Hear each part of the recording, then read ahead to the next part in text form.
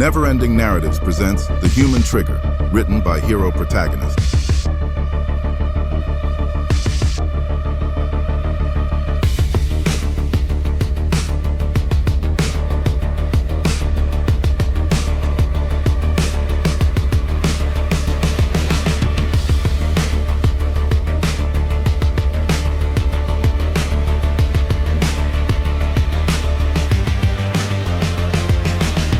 Chapter 3, The Blind Contract.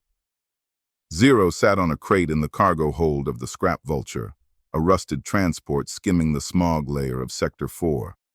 The adrenaline from the fight was fading, replaced by the dull throb of a headache. He wiped the last of the nosebleed away with the back of his glove, staring at the Cognis core humming on the deck. It was a cylinder of blue light, worth more than the ship they were flying in. You okay, Zero? Cass asked, her voice echoing from the cockpit. You zoned out for a second there. Just a glitch in the stack, Zero muttered. The memory of the Helios 7 spire, of Rook grinning as he died, clung to him like static. He forced it out. This was business. We'll snap out of it. Cass said. Because we just got a ping on the dark mesh. Priority 1, encrypted. Zero stepped into the cockpit, the synthetic whiskey a warm weight in his gut. The air here was a brisk 18 degrees Celsius. He preferred it that way. He didn't suit up for a contract until he'd seen the color of the credits. He stood there in his gray thermal boxers and a compression top that clung to his corded frame, a shadow waiting to move. You're late, Cass quipped, her fingers flying across the holographic nav slate. She was dressed for comfort, a white Necopop tank and high-cut panties, but her posture was rigid with focus. As he leaned against the door frame, her gaze finally broke from the code. It traveled slowly down his chest, lingering on the 12-pack and the obvious morning wood pressing against his boxers. She didn't look away. She clocked the physical tell and filed it away as a data point in his current state of fatigue. Turn the heaters up, Cass. The air has a bite to it. Zero grunted. He could feel the heat of his own blood rising, a biological distraction he didn't have the luxury to indulge. He resented the reaction. It was an obstacle to his operational silence. Can't. The array is pulling a massive load on this handshake, She said. As the decryption hit a progress wall, she sat back. The chill had made her nipples visibly erect against the thin cotton of her top, a fact she didn't bother to conceal or acknowledge. She looked at him with a predator's smirk, enjoying the way his hazel eyes tracked the movement. Expensive taste for a freezer burn enthusiast, Zero noted, forcing his focus back to the silk logo to avoid her gaze. Luxury laundry in a Sector 4 cargo ship? Who'd you lift those from? Gift from a grateful client. Cass smirked. I guess you were overcompensating with that sword. The ping, Cass. He kept his voice flat, a manual override on his own pulse. Right. Her playfulness vanished as the screen flashed gold. Look at the math. This isn't scrap fees. This is exit the planet money.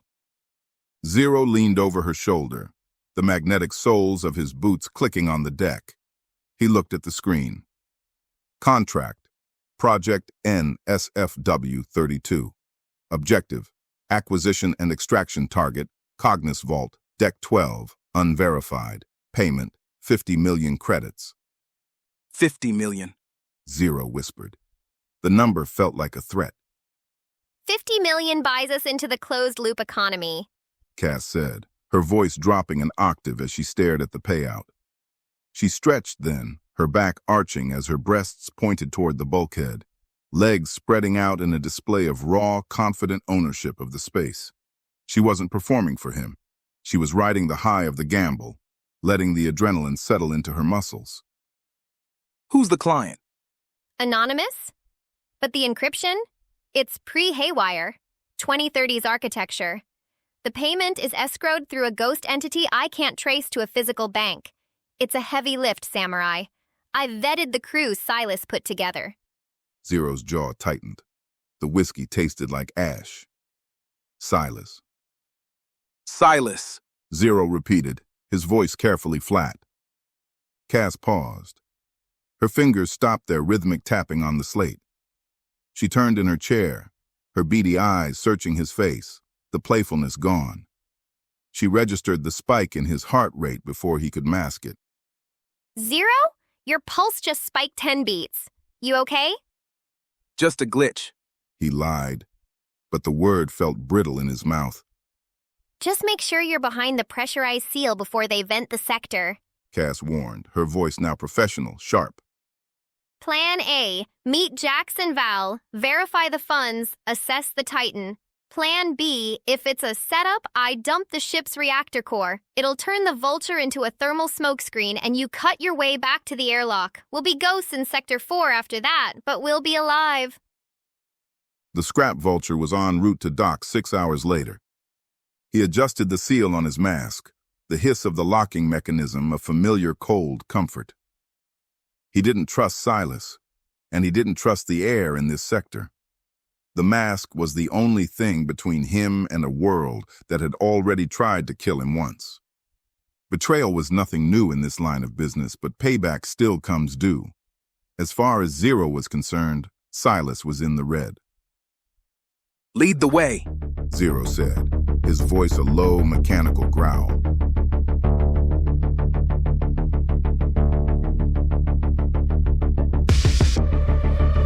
This has been a never-ending narratives production, The Human Trigger, written by hero protagonist.